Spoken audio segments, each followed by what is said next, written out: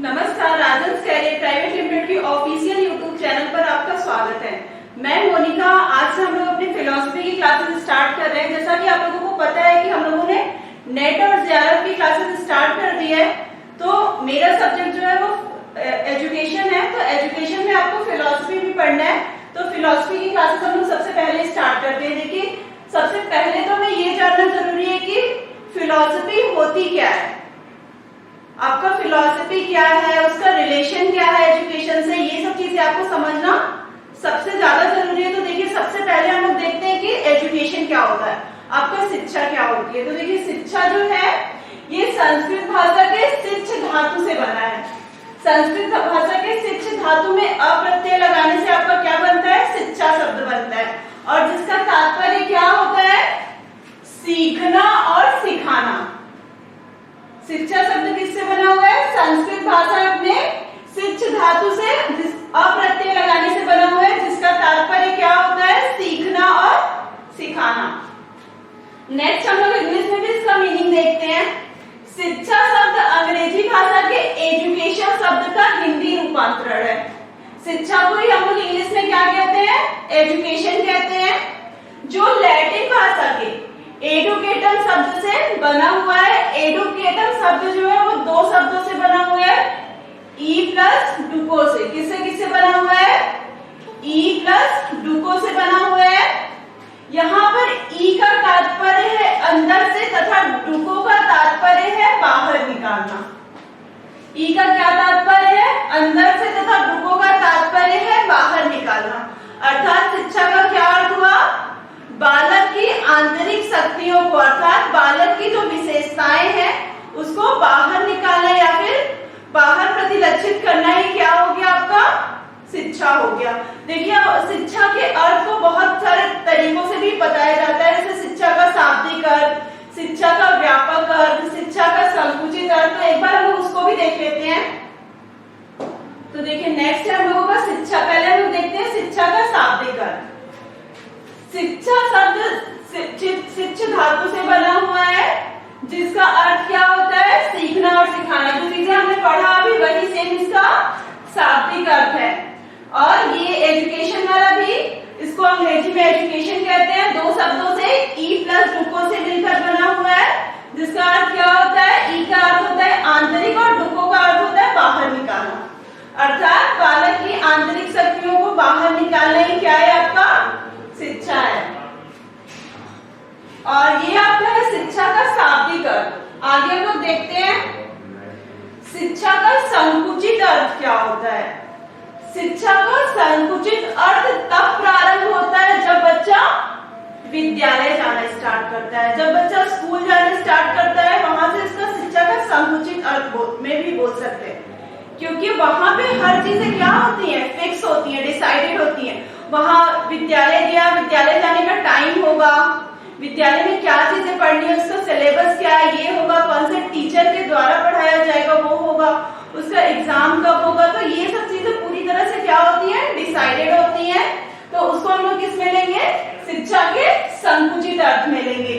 देखिए, संकुचित अर्थ की शिक्षा तब प्रारंभ होती है जब बच्चा विद्यालय जाना प्रारंभ करता है, और वहां पर शिक्षा, पाठ्यक्रम, स्थान, समय, सभी चीजें क्या होती हैं, निश्चित रहती हैं।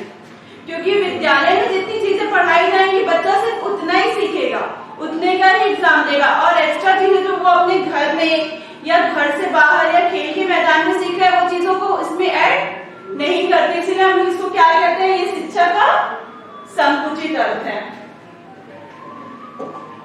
आगे हम लोग देखते हैं शिक्षा का व्यापक अर्थ क्या होता है।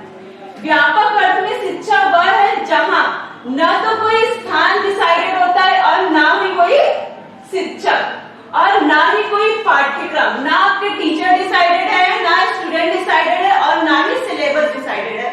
आप कहीं पे भी कोई भी शिक्षा प्राप्त कर सकते हो, बल्कि बालक अपने जन्म से पूर्व और जन्मोपरांत जो भी बातें सीखता है या समझता है वह शिक्षा के व्यापक अर्थ में ही सम्मिलित होता है। बच्चा माँ के, आप लोग सुने होंगे, बच्चा जब माँ के गर्भ में रहता है तब भी वो चीजों को सीखता है। तो बच्चा जब माँ के गर्भ में तब से लेकर जीवन पर्यंत, मतलब जब तक वो जीवित रहता है तब तक जितनी भी चीजें सीखता है वो आएंगी? आपके शिक्षा के व्यापक अर्थ में आएंगी। नेक्स्ट है आपका शिक्षा का वास्तविक अर्थ। शिक्षा का रियल मीनिंग क्या होता है? देखिए, आपने शिक्षा का संकुचित अर्थ देखा, शिक्षा का व्यापक अर्थ देखा।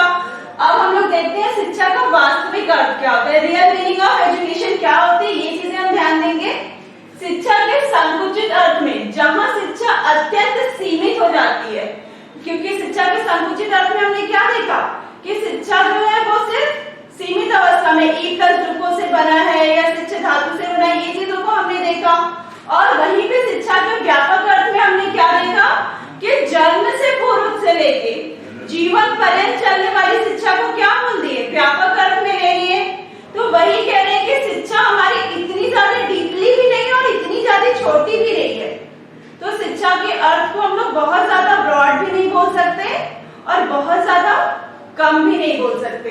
तो वही कह रहे हैं कि ये जो चीजें हम लोग पढ़े हैं, शिक्षा के संकुचित अर्थ और शिक्षा का व्यापक अर्थ, ये दोनों किस भाषा में है, किताबी रूप को व्यक्त करती है।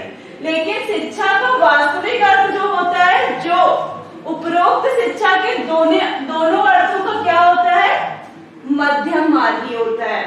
ठीक है, ना बहुत ज्यादा विस्तृत हो और ना ही बहुत ज्यादा छोटा हो, बल्कि उसका मध्यम मार्गी हो, मतलब मीडियम हो। अर्थात बालक का सर्वांगीण विकास करना ही क्या है, आपका शिक्षा है। क्लियर है? बालक का सर्वांगीण विकास करना ही आपका क्या है, शिक्षा है।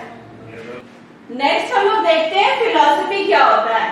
तो दर्शन शब्द जो है वो संस्कृत भाषा के दृश्य धातु से लिया गया है। किससे लिया गया है? संस्कृत भाषा के दृश्य धातु में अप्रत्यय लगाने से आपका दर्शन शब्द बना है, जिसका अर्थ होता है देखना।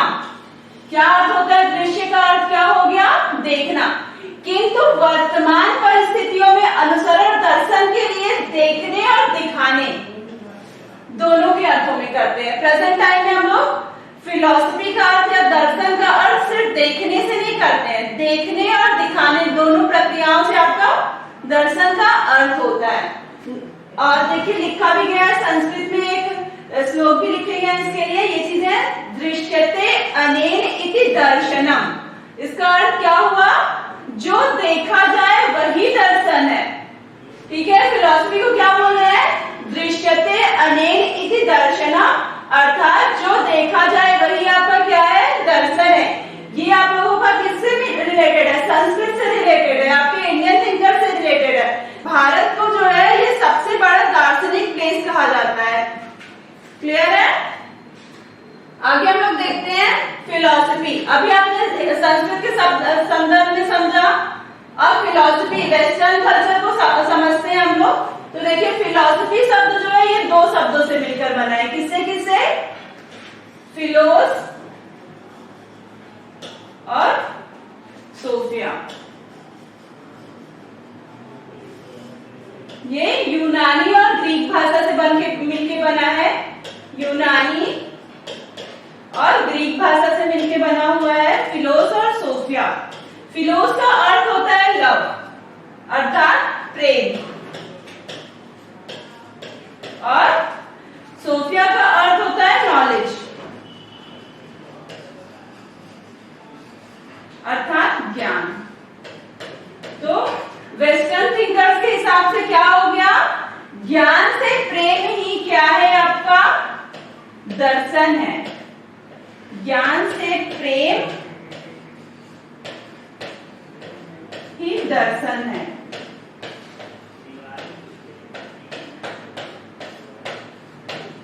ठीक है, देखिए ये आपको ध्यान रखिएगा, आप लोगों के नेट के एग्जाम में एक दो बार पूछा भी हुआ है। फिलॉसफी शब्द कौन से दो शब्दों से मिलकर बना है, तो फिलोस और सोफिया से मिलकर बना है। एक यूनानी भाषा से, एक ग्रीक भाषा से। फिलोस का अर्थ होता है लव, प्रेम, और सोफिया का अर्थ होता है नॉलेज, अर्थात ज्ञान। ज्ञान से प्रेम ही आपका क्या है, फिलॉसफी है। आगे हम लोग देखते हैं दर्शन के क्षेत्र या फिर दर्शन के संबंध ले सकते हैं आप। शिक्षा और दर्शन में क्या संबंध होता है उस चीज को हम पहले समझेंगे। तो देखो इसके लिए मैं आप लोगों को एक एग्जांपल देती हूँ, उसको माइंड में आप लोग पहले बैठाइए कि दर्शन क्या है और शिक्षा क्या है। अगर ये चीजों को समझेंगे तभी आप क्या कर सकते हो, दर्शन और शिक्षा के संबंध संबंध को समझ सकते हो। ये एग्जाम्पल सिर्फ आप लोगों को समझने के लिए दिया जा रहा है, ऐसा नहीं है कि किसी बुक में मिलेगा या किसी चीज में मिलेगा, ये सिर्फ आपको समझाने के लिए मैं कह रही हूँ। जैसे आप लोग मान लीजिए कि एक बच्चा जो है वो कुएं के पास खेल रहा है, ठीक है, एक बच्चा जो है वो क्या कर रहा है, कुएं के पास खेल रहा है, और एक उसके दादाजी जो है वो बैठ के साइड में देख रहे हैं बच्चे को देखने के लिए किसको कहा गया है, दादाजी को। तो दादाजी बच्चे को देख रहे हैं बहुत ध्यान से, तो उन्होंने देखा कि बच्चा जो है कुएं के पास खेल रहा है, हो सकता है कि वो कुएं में गिर सकता है या उसको चोट लग सकती है। ये चीजें आएंगी दिमाग में, आएंगी कि नहीं आएंगी? तो जब तक ये चीजें दादाजी के दिमाग में है कि बच्चा कुएं के पास है और कुएं में गिर सकता है, तो जब तक ये चीजें दिमाग में है तब तक ये क्या है, दर्शन है। क्लियर है? जब तक ये चीजें कहाँ है, दादाजी के मस्तिष्क में है, आपके मस्तिष्क में ये चीजें हैं, तब तक ये दर्शन है। लेकिन जैसे ही उन्होंने कहा कि अरे तुम इधर मत खेलो, उन्होंने किसी को बोला, दादाजी ने किसी को बोला बच्चे को इधर ला लो या इधर आ जाओ, तुम गिर जाओगे कुएं में, तुम्हें चोट लग सकती है, ऐसी जगह पे नहीं खेलना चाहिए। तो ये सब चीजें अगर जहां पे आई वहां पे आपका शिक्षा जुड़ गया। क्लियर हुआ दोनों? दर्शन कहाँ है, जब तक कोई बात आपके मस्तिष्क में है तब तक वो दर्शन है, लेकिन जब आपकी बात बाहर आ गई तो वो क्या बन गई, शिक्षा बन गई, एजुकेशन बन गया। क्लियर? चलिए आगे हम लोग देखते हैं कि दर्शन और शिक्षा के संबंध को समझने के लिए हमें सबसे पहले 3 चीजों को समझना है। शिक्षा की तत्व मीमांसा, शिक्षा की ज्ञान मीमांसा और शिक्षा की आचार मीमांसा। ये तीनों को समझे बिना आप फिलॉसफी को समझ नहीं सकते। आप फिलॉसफी कितना भी पढ़ लो, लेकिन आपको ये 3 पॉइंट हर जगह मिलेगी, तो इसको आप क्लियर अच्छे से समझिए पहले। तो देखिए, तो शिक्षा की तत्व मीमांसा होती है। तत्व मीमांसा में आप मोस्टली शिक्षा के उद्देश्य को लगते हैं। तो शिक्षा के उद्देश्य क्या है? सृष्टि सृष्टा, ईश्वर, आत्मा परमात्मा का मिलन, ज्ञान, यथार्थ सत्य, ये सब चीजें किसमें आएंगी? शिक्षा के तत्व मीमांसा में। आप जितना भी अभी फिलॉसफी का पढ़ते जाओगे, जैसे आदर्शवाद, प्रकृतिवाद, प्रयोजनवाद, ये सब जितने भी बात पढ़ते जाओगे, तीनों में आपको मिलेगा ये चीजें। तो क्या चीजें हो गई आपकी? शिक्षा के तत्व मीमांसा में शिक्षा का उद्देश्य क्या है, सृष्टि का सृष्टा से संबंध क्या है, और आत्मा का परमात्मा से मिलन कैसे होता है, यथार्थ सत्य क्या चीजें हैं, ये सब से रिलेटेड कोई भी बातें अगर आएंगी तो वो किसके अंतर्गत आएंगी? शिक्षा के तत्व मीमांसा के अंतर्गत आएंगी। नेक्स्ट है हमारा दर्शन का ज्ञान मीमांसा। तो ज्ञान मीमांसा में देखिए आपको क्या क्या चीजें देखना है। ज्ञान से आप मीनिंग लगाएंगे। ज्ञान मतलब आपका नॉलेज समझ लो, आपको समझ आ गई है, किसी चीज को आप समझ सकते हो, ये चीजें हैं। तो इसमें आपकी क्या जाएंगी? बुद्धि ज्ञान, सत्य की खोज करना आप सीख जाएंगे, और जीवन के नैतिक मूल्य क्या है वो इसके अंतर्गत आएंगे। आपकी बुद्धि का ज्ञान होगा, आप सत्य की खोज करेंगे इसके अंतर्गत, और जीवन के नैतिक मूल्य होते क्या है, वाकई में जीवन के नैतिक मूल्य क्या है, ये आपके किसके अंतर्गत आएंगे? ज्ञान मीमांसा के अंतर्गत आएंगे। शिक्षण विधियां, शिक्षा की शिक्षण विधियां क्या है, दर्शन किसी दार्शनिक के अनुसार उसकी शिक्षण विधियां क्या है, वो आपकी ज्ञान मीमांसा के अंतर्गत आएगी, और उनके हिसाब से पाठ्यक्रम क्या है, ये आपकी ज्ञान मीमांसा के अंतर्गत आएगी, और भी बहुत सारी चीजें इसमें आपकी ऐड होंगी। आगे हम लोग देखते हैं दर्शन की आचार मीमांसा, या फिर इसी को हम लोग मूल्य मीमांसा भी बोलते हैं। आचार मीमांसा को ही हम लोग मूल्य मीमांसा भी बोलते हैं। तो देखिए, इसमें मेन रूप से आपका मूल्यांकन किया जाता है, आपके उद्देश्य क्या है, आपका आत्मा से परमात्मा का मिलन किस तरह से हो रहा है, ये सब चीजें आपने जहां तत्व मीमांसा में पढ़ी, उसी जगह पे ज्ञान मीमांसा में आपके अंदर समझ आ गई। आप सत्य की खोज कर सकते हो, आपने जो शिक्षण किया है उसके उद्देश्य क्या है, आपके हिसाब से शिक्षा के उद्देश्य क्या है, शिक्षा के पाठ्यक्रम क्या होने चाहिए, ये सब आपने किसमें पढ़ा? अपने ज्ञान मीमांसा में। और दर्शन की आचार मीमांसा को आप माइंड में बैठाएंगे, ये हमेशा मूल्यांकन से रिलेटेड होगा। तो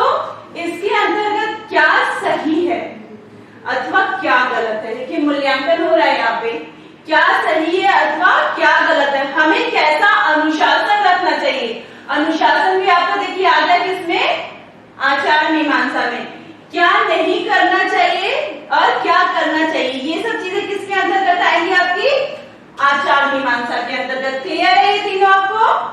तत्व मीमांसा में आपके शिक्षा के उद्देश्य, सृष्टि शिक्षा, आत्मा परमात्मा, ये सब से रिलेटेड चीजें आएंगी। ज्ञान मीमांसा में आपका बुद्धि, शिक्षण विधि, पाठ्यक्रम, क्या चीजें मतलब क्या जीवन के लिए क्या नैतिक मूल्य है, ये चीजें आएंगी। और आचार मीमांसा में आपका क्या चीजें सही है, क्या चीजें गलत है, आपको कैसा अनुशासन रखना चाहिए और क्या करना चाहिए और क्या नहीं करना चाहिए, ये सब आप किसमें पढ़ोगे, आचार मीमांसा में। आगे अब हम लोग देखते हैं, इसमें दे दिया है शिक्षा के अर्थ। शिक्षा दर्शन का क्या अर्थ होता है। अभी तक आप लोगों ने क्या चीजें पढ़ा, शिक्षा को पढ़ा और दर्शन को पढ़ा, ठीक है। और दर्शन के में क्या क्या चीजें हैं, उसका संबंध कैसा होता है, वो चीजों को आपने देखा। अभी शिक्षा दर्शन के संबंध आगे भी आप लोगों को अच्छे से एक्सप्लेन किया जाएगा, क्योंकि शिक्षा दर्शन का संबंध तब भी क्लियर होगा जब शिक्षा का दर्शन पर क्या प्रभाव पड़ता है और दर्शन का शिक्षा पर क्या प्रभाव पड़ता है, ये पॉइंट आपका क्लियर होगा, तभी आप शिक्षा दर्शन के अर्थ को क्लियर रूप से समझ सकते हो। तो चलो अभी पहले हम लोग देख लेते हैं शिक्षा दर्शन का क्या अर्थ होता है। आपका एजुकेशनल फिलॉसफी जो आप लोग पढ़ते हो, आपका सब्जेक्ट यही है एजुकेशनल फिलॉसफी। ये क्या होता है, ये चीजों को आपको जानना है। तो शिक्षा दर्शन शब्द, शिक्षा और दर्शन दो शब्दों से मिलकर बना है। शिक्षा संबंधी दर्शन को या दर्शन का वह भाग जो शैक्षिक समस्याओं के विचार करता है, ठीक है, जो आपका शैक्षिक समस्याओं पर विचार करके उसका हल प्रस्तुत करता है, उसे ही हम लोग क्या कहते हैं, शिक्षा दर्शन कहते हैं। जैसे शिक्षा से रिलेटेड जो भी समस्याएं आई आपकी फिलॉसफी में, जब उसका समाधान होगा, उसका समाधान करेंगे तो उसे हम लोग क्या बोलेंगे, शिक्षा दर्शन बोलेंगे। आगे देखते हैं शिक्षा दर्शन की परिभाषा। कुछ लोगों की परिभाषा एग्जाम में पूछता है, तो आप लोग उसको एक बार ध्यान से देख लो। देखिए राज क्या कह रहे हैं, दर्शन और शिक्षा एक ही सिक्के के दो पहलू है, दोनों एक ही वस्तु के दो विभिन्न वस्तु दृश्य प्रस्तुत करते हैं तथा एक दूसरे को अभिप्रेरित करते हैं। क्या कह रहे हैं, शिक्षा और दर्शन ये दोनों क्या है, एक ही सिक्के के दो पहलू हैं, दोनों एक दूसरे के बिना रह नहीं सकते। ना शिक्षा जो है दर्शन के बिना रह सकती है और ना ही दर्शन शिक्षा के बिना रह सकता है, क्योंकि वही चीज आप लोगों को एग्जांपल देकर स्टार्टिंग में समझाया ना कि कोई बातें जब तक आपके माइंड में है तब तक क्या है वो, जब तक आपके माइंड में कोई बातें हैं तब तक वो दर्शन है, लेकिन अगर वो आपके माइंड से बाहर निकल के आ गई है तो वो क्या है, शिक्षा बन गई है। तो वही कह रहे हैं कि शिक्षा और दर्शन, जैसे सिक्का होता है, आप कोई कॉइन लीजिए, कॉइन में एक ऐसा नहीं होता है कि एक साइड कॉइन प्लेन है तो आप उसको मार्केट में लेके जाओगे तो कोई नहीं लेगा, जब तक कि कॉइन में दोनों साइड होगा नहीं, ठीक है। एक साइड के कॉइन से कुछ नहीं होगा, तो दोनों साइड का कॉइन होना जरूरी होता है। तो इसी तरह से कह रहे हैं कि शिक्षा और दर्शन जो है एक सिक्के के दो पहलू हैं और दोनों एक दूसरे को अभिप्रेरित करते हैं, दोनों एक दूसरे के बिना नहीं रह सकते। और एडम्स महोदय क्या कह रहे हैं, शिक्षा दर्शन का गत्यात्मक पक्ष है, यह दार्शनिक विश्वास को सक्रिय पक्ष है। और क्या कह रहे हैं, शिक्षा जो है ये दर्शन का गत्यात्मक पक्ष है और दर्शन जो है वो शिक्षा का सक्रिय पक्ष है। क्लियर है यहाँ तक। और हर्बर्ट महोदय क्या कह रहे हैं, शिक्षा को उस समय तक अवकाश नहीं है जब तक दार्शनिक प्रदर्शन हल नहीं हो जाता है। अर्थात क्या हो गया, दार्शनिक प्रश्न हल नहीं हो जाता है। ये आप लोगों का यहाँ पे थोड़ा सा गलत हो गया है, ध्यान दीजिएगा। क्या कह रहे हैं, शिक्षा को उस समय तक अवकाश नहीं है जब तक दार्शनिक प्रश्न हल नहीं होंगे। मतलब शिक्षा को तब तक कार्य करते रहना पड़ेगा जब तक कि जितने भी दार्शनिक प्रश्न है उन सब चीजों का हल नहीं निकल जाता है। जैसे कोई चीज माइंड में है, जब तक आपका माइंड पूरी तरह से खाली नहीं होगा तब तक आपके प्रश्नों का कोई मतलब होगा, आपकी शिक्षा का कोई मतलब होगा नहीं होगा। आपके माइंड में कोई चीजें हैं, आप उसको बाहर निकालें तो आप उससे रिलेटेड आपने शिक्षा प्राप्त किया, तो ये आपको क्लियर हो जाएगा ऐसे कि शिक्षा को तब तक अवकाश नहीं है जब तक दार्शनिक प्रश्न हल नहीं होंगे। नेक्स्ट हम लोग देखते हैं, देखिए इतना आप लोगों का क्लियर हो गया होगा शिक्षा दर्शन क्या होता है और शिक्षा दर्शन का अर्थ क्या है, शिक्षा दर्शन की परिभाषा क्या है, शिक्षा दर्शन में संबंध क्या है। तो शिक्षा दर्शन के संबंध में हम लोगों ने पहले 3 पॉइंट को देखा है, तत्व मीमांसा, ज्ञान मीमांसा और आचार मीमांसा। अब ये चीजों को हमने ध्यान से देख लिया, लेकिन जब तक हम ये नहीं जानेंगे कि शिक्षा का दर्शन पर क्या प्रभाव है और दर्शन का शिक्षा पर क्या प्रभाव है, तब तक हम शिक्षा और दर्शन के अर्थ को क्लियर समझ नहीं सकते हैं। देखिए इसमें सबसे पहले हम लोग देखते हैं कि दर्शन का शिक्षा पर प्रभाव, तो ये चीजें आप लोग देखते चलिए। दर्शन और शिक्षा का संप्रत्यय, देखिए जैसे आप लोगों ने पढ़ा आदर्शवाद, प्रकृतिवाद, यथार्थवाद, ये सब चीजें आप लोगों ने पढ़ा या पढ़ेंगे आगे जाके, तो ये प्रकृतिवाद के अनुसार शिक्षा का अर्थ अलग होगा और आदर्शवाद के अनुसार शिक्षा का अर्थ अलग होगा, प्रयोजनवाद के अनुसार शिक्षा का अर्थ अलग होगा। वही कह रहे हैं कि सब जैसे जैसे चेंजेस होगा, जैसे जैसे दर्शन में चेंजेस आएंगे उसी हिसाब से शिक्षा का अर्थ भी क्या होता जाएगा, चेंज होता जाएगा। जैसे आपने क्या पढ़ा प्रकृतिवाद में, आपने दर्शन को क्या लिया, ये किसको एक्सेप्ट करते हैं, प्रकृति को एक्सेप्ट करते हैं, तो प्रकृतिवाद के अनुसार शिक्षा का अर्थ क्या हो जाएगा, प्रकृति से रिलेटेड होगा। वही आदर्शवाद क्या है, आध्यात्मिकता को एक्सेप्ट करते हैं, तो उसके हिसाब से शिक्षा का अर्थ वो होगा। तो वही कह रहे हैं कि दर्शन और शिक्षा का समृद्धि है।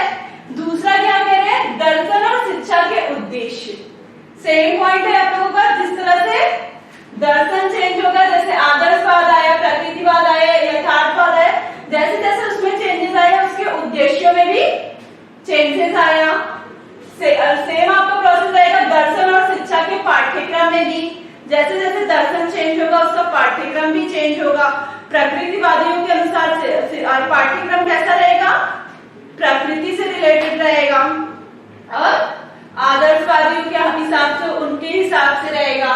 सेम है आपकी शिक्षण विधि, जैसे जैसे दर्शन में चेंजेस आएंगे उनकी शिक्षण विधियों में चेंजेस आएंगे, जैसे जैसे दर्शन में चेंजेस आएंगे उनके अनुशासन भी चेंज होंगे और दर्शन और शिक्षक और शिक्षार्थी के साथ संबंध भी उनका चेंज होगा, जैसे जैसे दर्शन चेंज होगा और उसी हिसाब से उनके विद्यालय में भी चेंजेस आएंगे।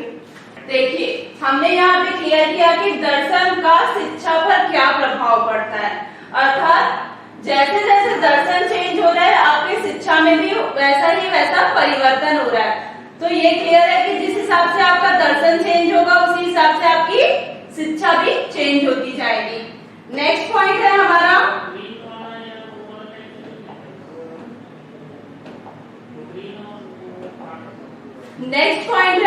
शिक्षा का दर्शन पर प्रभाव। अभी तक हमने क्या देखा, दर्शन का शिक्षा पर क्या प्रभाव पड़ रहा था, लेकिन अब हम देखेंगे कि शिक्षा का दर्शन पर क्या प्रभाव पड़ रहा है। शिक्षा मनुष्य के विकास को क्या करती है, आधारशिला प्रदान करती है। शिक्षा मनुष्य के विकास की आधारशिला है। उचित शिक्षा के अभाव में मनुष्य दर्शन जैसे विषय का विकास नहीं कर सकता है। दर्शन के निर्माण एवं विकास दोनों के लिए उचित शिक्षा आवश्यक है। देखिए जिस तरह आपके लिए दर्शन भी आवश्यक है और आपके लिए शिक्षा भी आवश्यक है। देखिए शिक्षा जो होती है वो आपको जीवन जीना सिखाती है कि आपको जीवन को जीना है, लेकिन दर्शन हमें क्या सिखाता है कि शिक्षा हमें कौन से सिद्धांतों, जीवन हमें कौन से सिद्धांतों को ध्यान में रखकर जीना है, ये चीज हमें कौन सिखाता है, दर्शन सिखाता है। देखिए नेक्स्ट पहला पॉइंट हमें उसका ध्यान देते हैं, शिक्षा दर्शन के निर्माण की आधारशिला है। अर्थात अगर आपका शिक्षा नहीं होगा तो दर्शन का भी निर्माण नहीं हो सकता। शिक्षा आपकी रहेगी तभी आपका दर्शन भी कार्य करेगा। देखिए क्योंकि शिक्षा के द्वारा ही हम क्या करते हैं, किसी चीजों को सीखते हैं। जैसे हमें कोई भाषा सीखनी है तो वो हम कैसे सीखेंगे, शिक्षा के द्वारा ही सीखेंगे। शिक्षा के द्वारा हम, जैसे आपको हिंदी भाषा सीखनी है या इंग्लिश भाषा सीखनी है तो कैसे सीखोगे, शिक्षा के द्वारा सीखोगे। तो शिक्षा के द्वारा हम किसी चीजों को सीखते हैं और दर्शन क्या करता है, उसको अब आगे बढ़ाने का कार्य करता है। नेक्स्ट कह रहे हैं शिक्षा दर्शन को जीवित रखती है। शिक्षा के द्वारा ही आपका दर्शन जीवित है, क्योंकि अगर सिर्फ शिक्षा रहेगी, आप सोचिए शिक्षा है दर्शन नहीं है, मतलब आपके माइंड में कोई चीजें बन नहीं रही है तो आप उसको बाहर कहाँ से रखोगे, नहीं रखोगे।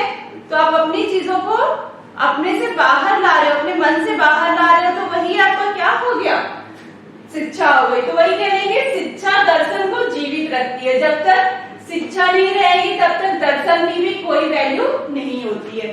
शिक्षा दार्शनिक सिद्धांतों को मूर्त रूप देती है। जो दार्शनिक लोग होते हैं उनके जो सिद्धांत होते हैं उनको फॉलो अप करने का कार्य कौन कर रहा है, शिक्षा कर रही है। जैसे आपने प्रकृतिवाद पढ़ा होगा या प्रकृतिवाद पढ़ेंगे, तो प्रकृतिवाद में क्या चीजें हैं, प्रयोजनवाद में क्या चीजें थी, जिसके जैसे रूसो के दिमाग में, जॉन डीवी के दिमाग में, जिसके भी दिमाग में कोई चीजें आई उसको फैलाने का कार्य कौन किया, शिक्षा किया। तो वही कह रहे हैं कि शिक्षा जो है वो दार्शनिक सिद्धांतों को क्या करती है, मूर्त रूप देती है। नेक्स्ट है आपका शिक्षा दर्शन को नई समस्याओं से परिचित कराती है। शिक्षा के द्वारा ये दर्शन को क्या है, नई नई समस्याओं का परिचित कराती है। अर्थात शिक्षा हुआ जैसे आपका पहले क्या चला, आदर्शवाद, फिर चेंजेस आए प्रकृतिवाद, फिर यथार्थ, जो जैसे जैसे चेंजेस आते जाएंगे उसी हिसाब से आपकी समस्याएं भी चेंज होती गई, आपकी परेशानियां भी चेंज होती गई। तो शिक्षा उससे मिलवाया कौन आपको, शिक्षा मिलवाई। जैसे पहले क्या चीजें थी, जैसे कोविड नहीं आया था, कोविड नहीं आया था तब तक कोविड के बारे में कोई जानता ही नहीं था, लेकिन जब कोविड आया लोग उस पर तरह तरह के अपने विचार देने लगे, तो उसको फैलाया किसने, कोविड को आप मान लीजिए दर्शन है, माइंड में आई चीजें फैली, तो उसको फैलाने का कार्य कौन किया, शिक्षा। क्योंकि आप जो भी आईसीटी का यूज कर रहे हैं, जो भी चीजों का यूज कर रहे हो, वो सब फैली किससे है, जो न्यूज चैनल्स है आपके, ये सब चीजें क्या है, ये शिक्षा के द्वारा ही तो आई हैं। लोग शिक्षित हुए, उसका यूज करना सीखे, तभी वो सब चीजें आई। तो वही कह रही है शिक्षा जो है वो दर्शन को नई समस्याओं से परिचित कराती है। लास्ट कह रहे शिक्षा दर्शन को गतिशील रखती है। शिक्षा के द्वारा ही आपका दर्शन क्या है, हमेशा चेंज होता रहता है। आपके माइंड में कोई चीजें हमेशा के लिए स्थिर नहीं रहती, वो हमेशा चेंज होती रहती है। तो वही आपको क्या कह रहे हैं कि शिक्षा जो है वो दर्शन को गतिशील रखती है, गतिशीलता प्रदान करती है। आपका एक पॉइंट और मिलता है आपको कहीं कहीं पे क्वेश्चन, शिक्षा और दर्शन एक ही सिक्के के दो पहलू हैं। ये आप लोगों को स्टार्टिंग में भी बताई हूँ, लेकिन अभी भी एक बार आप लोगों को एक्सप्लेन कर देती हूँ। शिक्षा और दर्शन दोनों क्या है, एक ही सिक्के के दो पहलू है, दोनों एक दूसरे के पूरक होते हैं। कौन कहा है, रास महोदय ने कहा है। तो देखिए जो क्या कह रहे हैं, दर्शन को ये सैद्धांतिक पक्ष कह रहे हैं। दर्शन को क्या बोल रहे हैं, सैद्धांतिक पक्ष।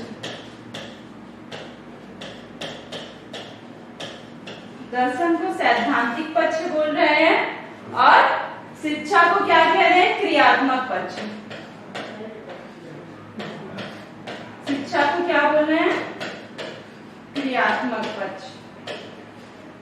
देखिए दर्शन को सैद्धांतिक पक्ष बोल रहे हैं, अर्थात जो हमें क्या करती है, शिक्षा हमें क्या करती है, शिक्षा हमें जीवन जीना सिखाती है। शिक्षा क्या है, क्रिया कर रही है, हमेशा चल रही है। तो शिक्षा जो है वो हमें जीवन को जीना सिखा रही है। जीवन को जीना कौन सिखा रहा है, शिक्षा सिखा रही है। लेकिन अपने जीवन में हमें कौन से सिद्धांतों को लागू करना है, वो हमें कौन सिखा रहा है, दर्शन सिखा रहा है। ठीक है, कौन से सिद्धांतों को लागू करना है, कौन से सिद्धांतों को लागू करना है, ये कौन सिखा रहा है आपको, दर्शन सिखा रहा है। तो ये भी आप लोगों को आया हुआ है, शिक्षा दर्शन को का सैद्धांतिक पक्ष है दर्शन शिक्षा का क्रियात्मक पक्ष। इस तरह से भी आप लोगों का 1-2 बार क्वेश्चन आया हुआ है, तो आप लोग उसको भी ध्यान दीजिएगा। बाकी नेक्स्ट हम लोग देख लेते हैं। देखिए आपके फिलॉसफी को 2 पार्ट्स में बांटा गया है। कौन कौन से? इंडियन थिंकर्स या फिर इंडियन फिलॉसफी और वेस्टर्न फिलॉसफी। यहाँ से हम लोगों को मेन स्टार्ट करना है। आपकी फिलॉसफी को 2 पार्ट्स में बांटा गया है, आपका इंडियन थिंकर्स या फिर इंडियन फिलॉसफी और वेस्टर्न थिंकर्स वेस्टर्न फिलॉसफी। तो देखिए आपको वेस्टर्न फिलॉसफी में कौन कौन सा है? आदर्शवाद, यथार्थवाद, प्रकृतिवाद, प्रयोजनवाद, मार्क्सवाद, अस्तित्ववाद, तार्किक विश्लेषणवाद, विधेयात्मक सापेक्षवाद, तार्किक अनुभववाद। ये आप लोगों को पूरे पढ़ने अपने वेस्टर्न थिंकर्स। आपके यूजीसी नेट में से पूरे से क्वेश्चन उठाना है, तो आपके सिलेबस में ये पूरे पॉइंट्स हैं। और आपके इंडियन थिंकर्स में आपको क्या पढ़ना है? सांख्य दर्शन, वेदांत दर्शन, बौद्ध दर्शन, जैन दर्शन, इस्लाम दर्शन, नव्य वेदांत दर्शन, विश्व बौद्ध दर्शन, सर्वांग योग दर्शन और सर्वोदय दर्शन। ये पूरे पॉइंट आप लोगों को फिलॉसफी में पढ़ना है, इंडियन थिंकर्स और फिर वेस्टर्न थिंकर्स का। तो आप लोगों का फिलॉसफी का जो क्वेश्चन आता है इसके बीच से ही आता है। यूजीसी नेट में जितना भी आता है क्वेश्चन फिलॉसफी का, आपका यही सिलेबस है फिलॉसफी का, ठीक है। और अगर कोई भी दिक्कत आई, आपको ये वीडियो देखने के बाद कुछ भी प्रॉब्लम आई, तो आप नीचे कमेंट बॉक्स में कमेंट कर सकते हैं। और आप जो भी वीडियो अगला वीडियो चाहते हैं उससे रिलेटेड भी आप हमको मैसेज कर सकते हैं। तो बाकी कल से हम अपनी क्लासेस में आदर्शवाद स्टार्ट करेंगे। ओके, धन्यवाद।